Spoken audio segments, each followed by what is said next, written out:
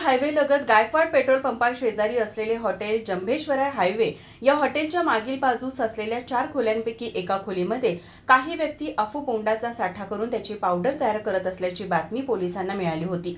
त्या बातमीच्या अनुषंगाने स्थानिक गुन्हे अन्वेषण शाखेकडील पोलीस निरीक्षक रवींद्र कळमकर यांच्यासह स्थानिक गुन्हे अन्वेषण शाखेचे सहपोलीस निरीक्षक सागर वाघ व पोलीस अंमलदार यांनी सायंकाळी छापा टाकत आरोपी मनीष मोहनराम मोहन चोखलू चव्हाण अमीर सय्यद जमादार यांना ताब्यात घेतले।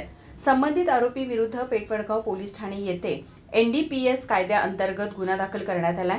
त्या ठिकाणी एकूण 40 किलो 4 ग्रॅम वजनाचा अफू हा अंमली पदार्थ, 1 किलो 195 ग्रॅम वजनाची बारीक पावडर व 1 किलो गांजा असा एकूण 5,21,400 किलो 5,21,400 रुपयाचा अंमली पदार्थ साठा मिळून आला।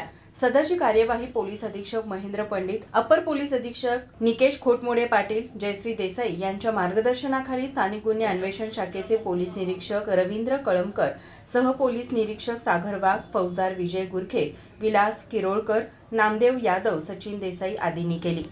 माझा महाराष्ट्र कोल्हापूर।